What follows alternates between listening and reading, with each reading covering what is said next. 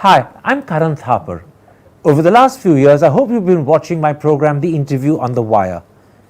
During that period, I've interviewed doctors, politicians, businessmen, scientists, authors, and even the occasional Nobel laureate. For me, it's been exciting. I hope it's been enjoyable for you. But these, as you know, are tough times, and if this program is going to remain bold, independent, and sometimes even defiant, then I think we need your support. At the end of the day, it's a truism, but editorial independence is best defended by the viewers. So if you would like this program to remain the way it is, forthright, outspoken, and interesting, then would you consider supporting us? All you have to do is to click on the description at the bottom. But more than anything else, I hope you will continue to watch the interview. Your viewership means an awful lot to me. Thank you for your time. Goodbye.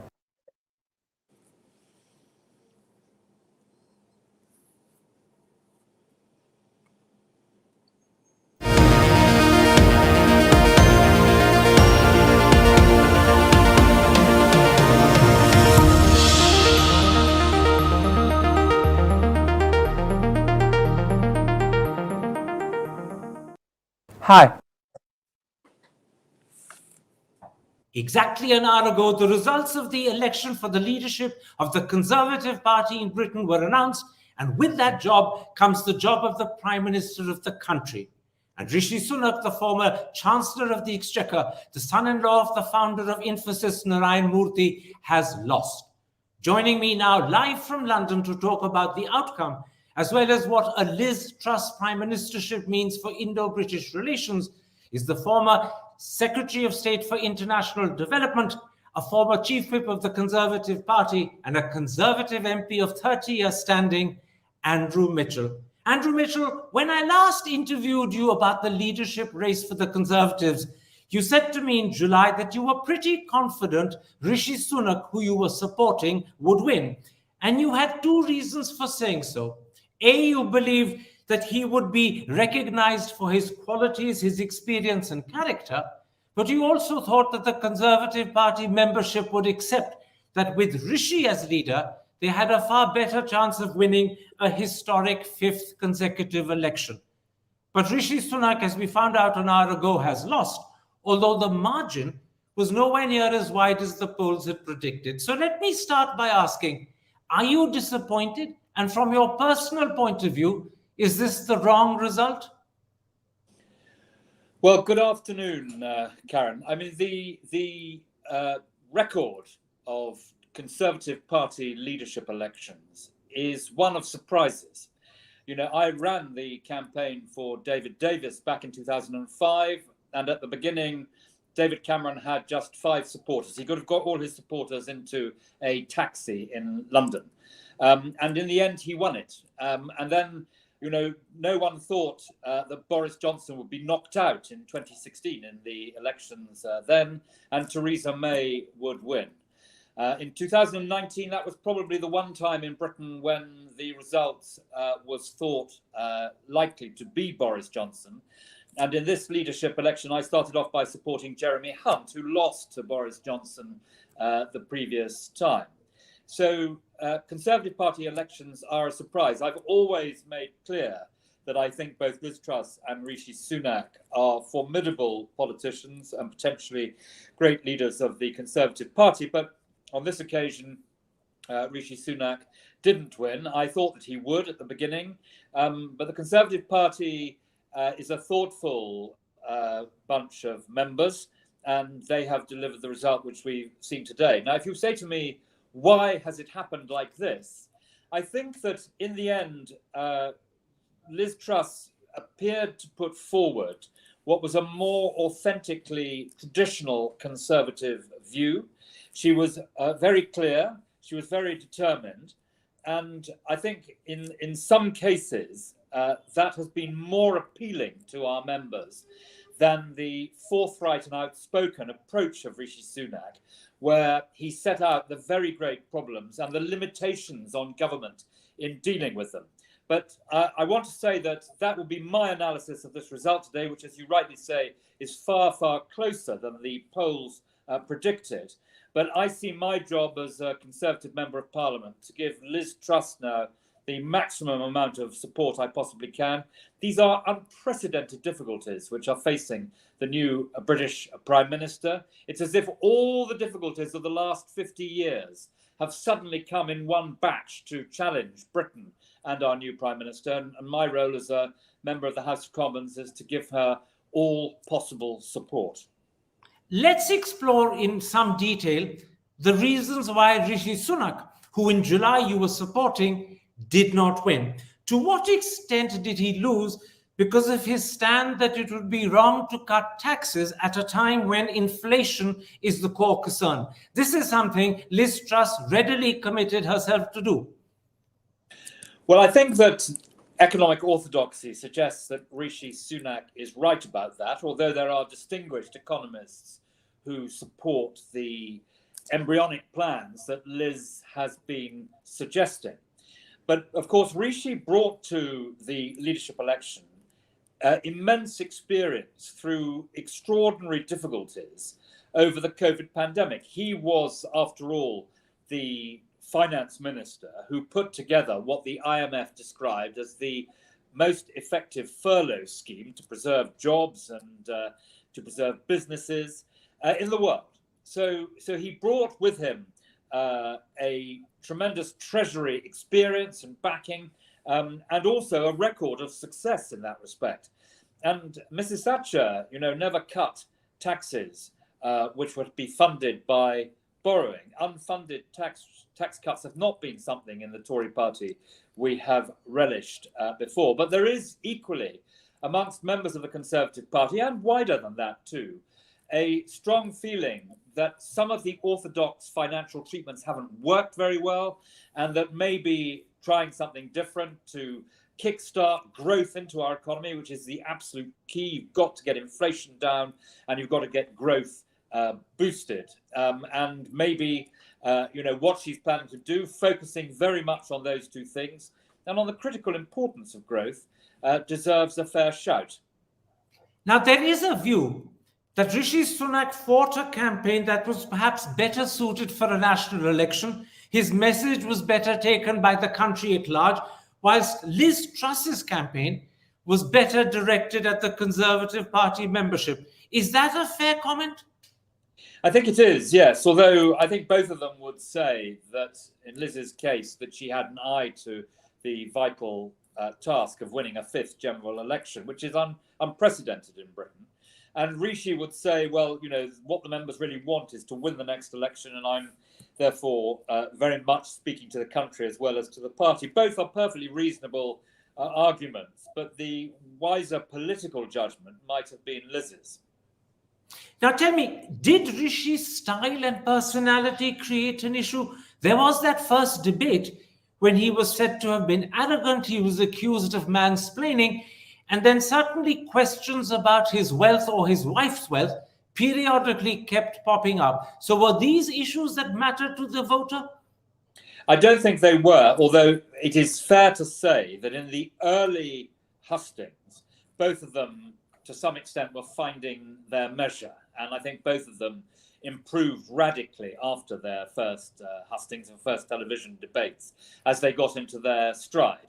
I don't think Rishi's personality did anything other than assist him in reaching out to the voters. I mean, he's an immensely clever candidate. His answer to the questions was rigorous, systematic, and clear. And he has this great advantage that he's been a finance minister whose experiences were forged in the heat of battle and difficulty. And so he was very, very fluent on those things. I think she might have been slightly less fluent than him there, but she was very clear about the benchmarks, the foundations of her conservatism, the critical importance of low tax, which we all agree with, and of course we all want to see. The question is not if, but when. So I think Rishi's personality was enormously attractive to everyone, and as was hers, and certainly in the hustings meetings which I attended, and I launched Rishi's session at the second biggest hustings in Birmingham, in Britain's second city, where there were a lot of our Indian friends and party members present. I think his personality shone through, and they were both very attractive in that way. But certainly, his commitment to Britain, his sense of Britishness, came across fluently and without any hindrance at all. Now, in contrast to what you said just there, roughly 8-10 days ago, the Daily Telegraph reported that members of Rishi's own team began to sense that things were going wrong because Rishi Sunak was constantly referring to California, and he kept expressing his admiration for California's culture of enterprise. This, according to the Daily Telegraph, was something that worried Rishi's own team during the early hustings. And this worried them because it suggested to them that Rishi was out of touch with grassroots Tory members. Do you share that feeling? I think it's possible to overstate that. What Rishi was doing was he was pointing to the experience that he has had both in government and in the private sector on what makes economies work. What is it that makes an economy develop? How do you get growth back into an economy? And of course, California, which built its high-tech industries on the back of defense expenditure, but has been, the world center for innovation and technology, is obviously an inspiring place and has an inspiring record for Britain and for British finance ministers to try and inject back that all-important growth into our economy. So throughout the campaign, advisors and those who are guiding the campaign will have offered advice to move a bit to the left or the right on the tiller to get the central message across. That's a feature of leadership elections, and it's a feature of both the leadership candidates in this one. Now, there's another explanation that seems to be doing the rounds fairly commonly in Britain, that Rishi lost because loyal Boris Johnson supporters voted against him because they believe he was responsible for bringing their man down. Is there a sense in which Rishi paid a price for being one of the first to resign and start that cascade of resignations that led to Johnson's downfall? Well, of course, he wasn't the first to resign when the mass of resignations came.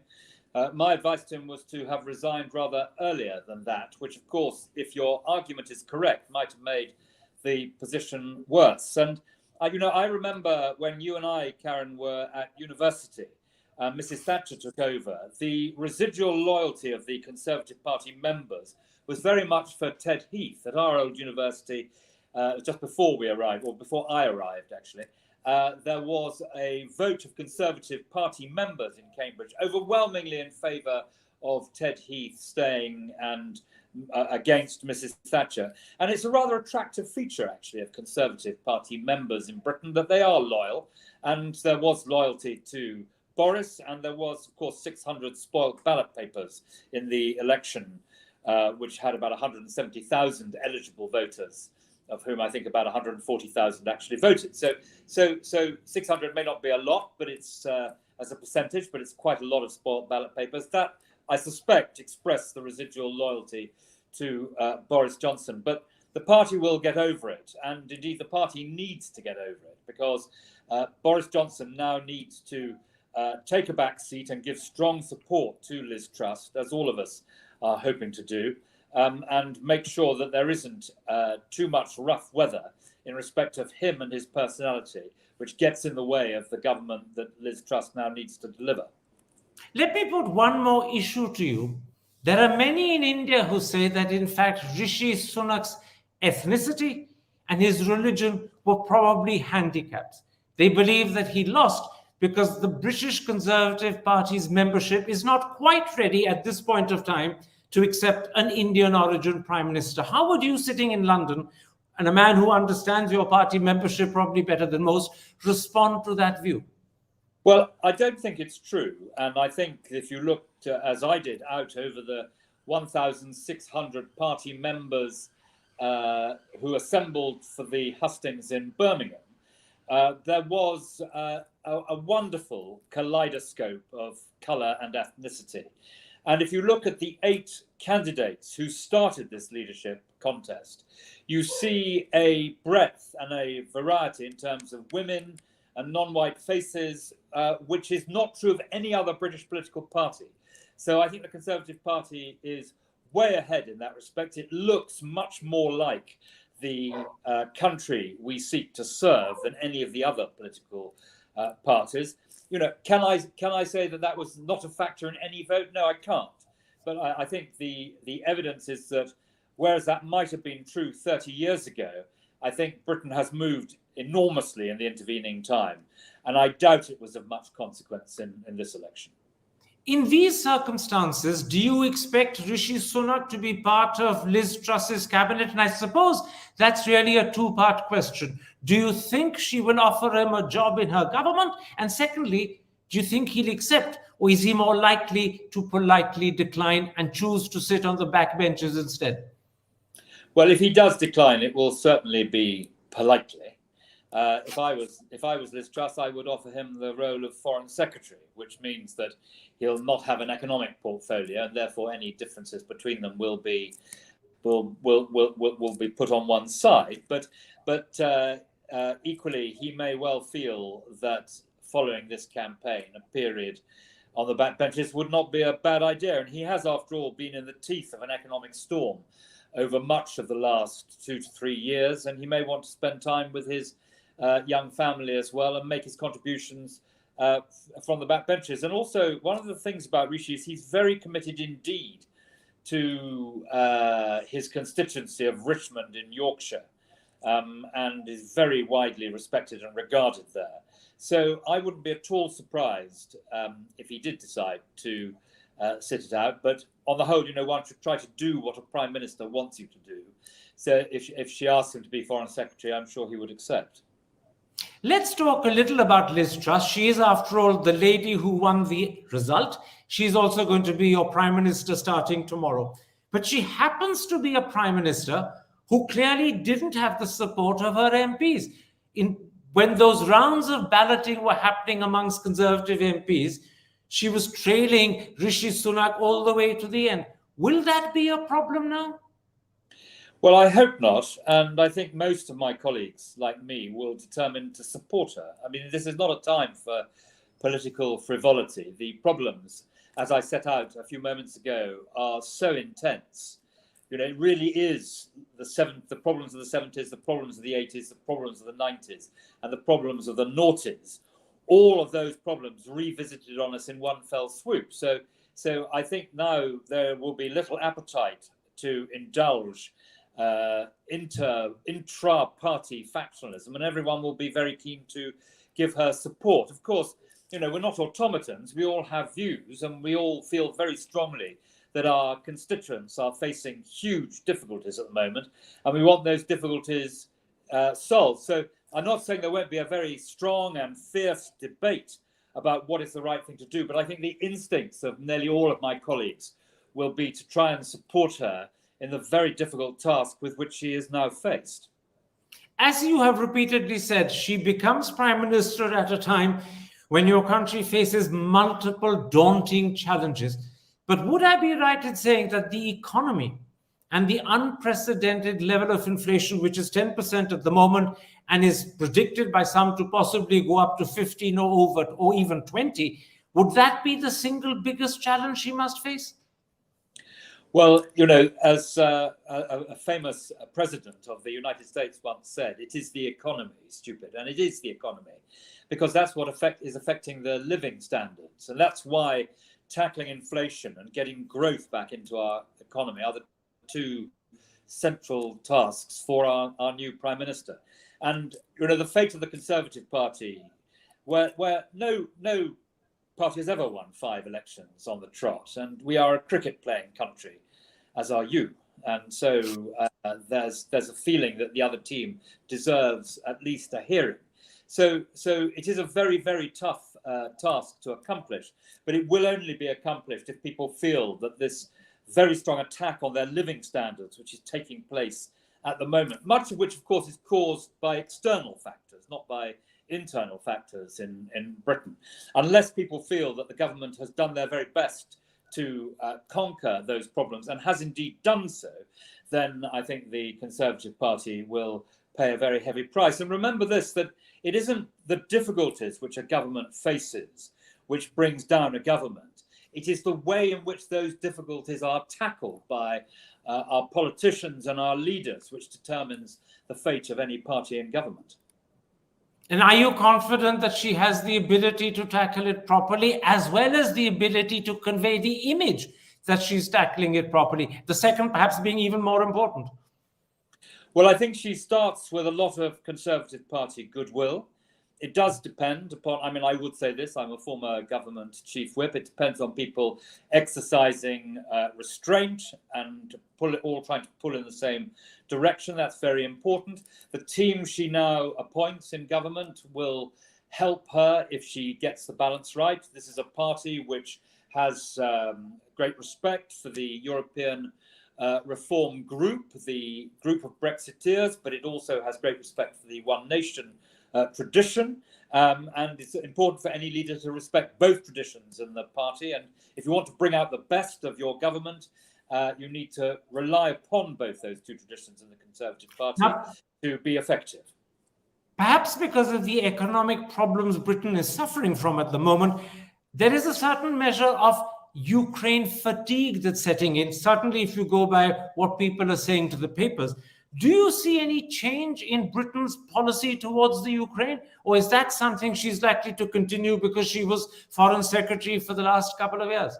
I think she's very likely to continue precisely the policy of the government. It is the policy of the government. It's the policy of Parliament. There's virtually no one elected to the British House of Commons who dissents from the policy of doing everything we can to help the Ukrainian government of President Zelensky, trying our very hardest to give him all the support we possibly can, both in moral terms and in hardware, short of provoking a third world war. And I think that policy will continue. And I think also there are signs that in Europe, the sentiment, where there's been a less strong reaction than in Britain of support for the Ukrainians, I think there's signs too that in Europe, the sheer evil of President Vladimir Putin and the threat that if this goes unanswered and he gets his way, the threat that would then engulf Europe as a result is very great indeed. So I think that it's unlikely that that will be the case, and that on the whole, I'm expecting support for the Ukrainians this winter to intensify rather than diminish.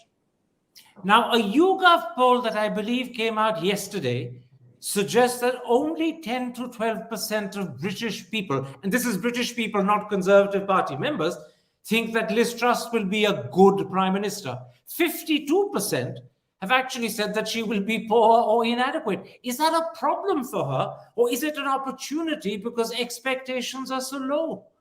Well, it's almost certainly the latter, but I should point out that when Mrs. Thatcher, who's arguably our greatest Prime Minister since the Second World War, when she came to power, there was probably very similar polling. There certainly was at times during her leadership of the opposition and then as Prime Minister. So I think that most people won't look at those polls. They are, if you like, the start of the race, and there's everything to play for. And Liz has the opportunity of proving her mettle in much the same way that Mrs. Thatcher did over the coming months as she tackles these very difficult problems. Let's very briefly talk about India-British relations under Liz Truss. Under Boris Johnson, there was a marked and significant improvement in the relationship.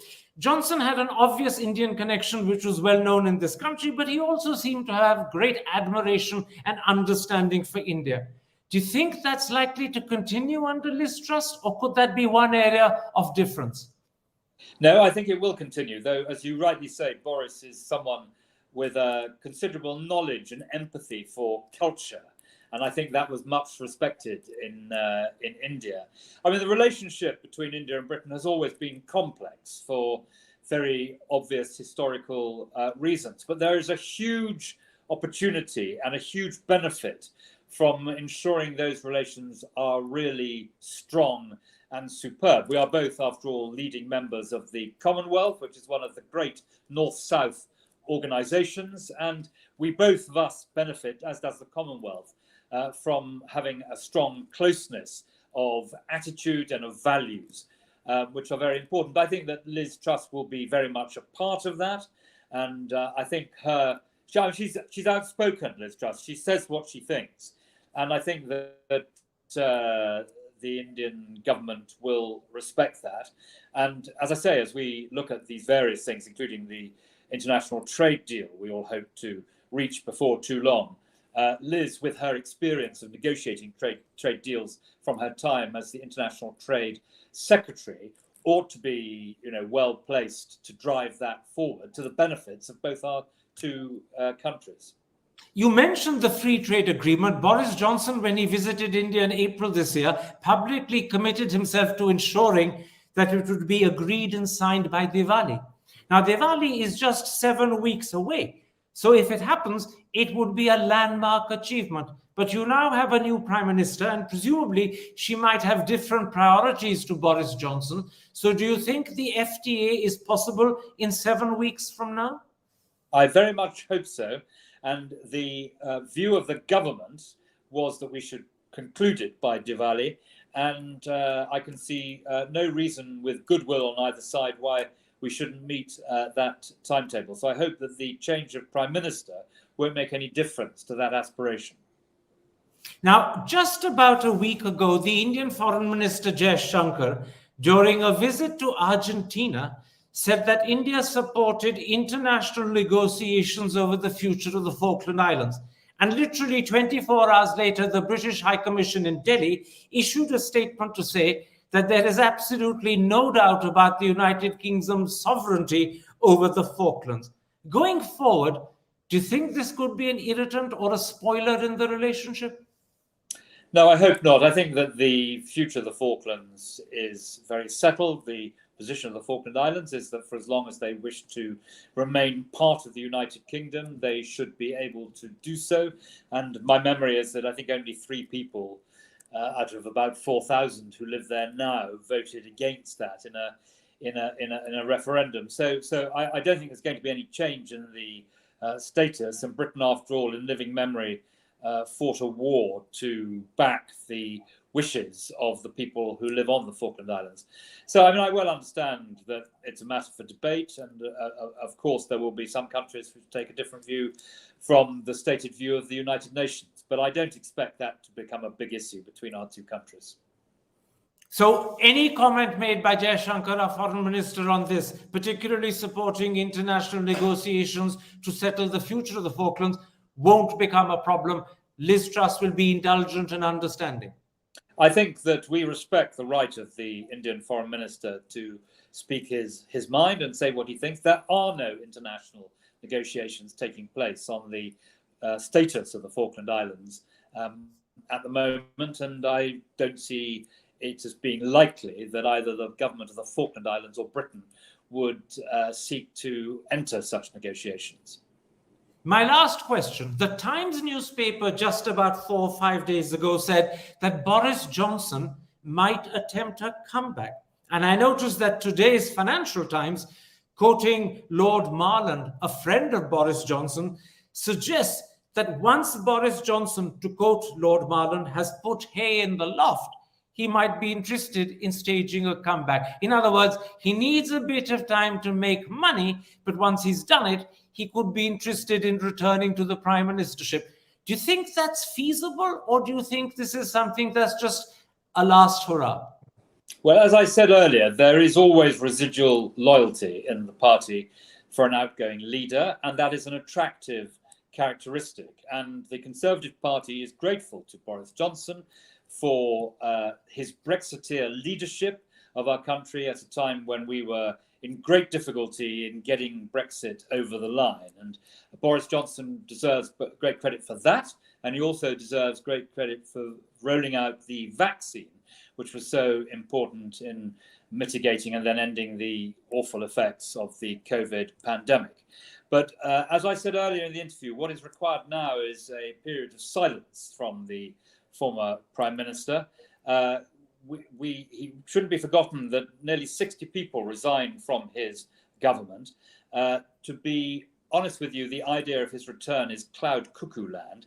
He's not going to return, but I very much hope now that he will look after and represent his constituents in Uxbridge, a seat where the Tories have only a majority of 5,000, to demonstrate just what a good constituency MP he really is. Also, Boris is an extraordinarily charismatic and brilliant person, but he is really, in my view, more a brand than a politician. And the brand now is going to find lots of opportunity to have fun and make money. And I think Boris is now moving on to a different phase in his life, having had the enormous privilege of being Prime Minister of the United Kingdom. Andrew Mitchell, thank you very much for this interview. Thank you. Hi, I'm Karan Thapar. Over the last few years, I hope you've been watching my program, The Interview on the Wire. During that period, I've interviewed doctors, politicians, businessmen, scientists, authors, and even the occasional Nobel laureate. For me, it's been exciting. I hope it's been enjoyable for you. But these, as you know, are tough times, and if this program is going to remain bold, independent, and sometimes even defiant, then I think we need your support. At the end of the day, it's a truism, but editorial independence is best defended by the viewers. So if you would like this program to remain the way it is, forthright, outspoken, and interesting, then would you consider supporting us? All you have to do is to click on the description at the bottom. But more than anything else, I hope you will continue to watch the interview. Your viewership means an awful lot to me. Thank you for your time. Goodbye.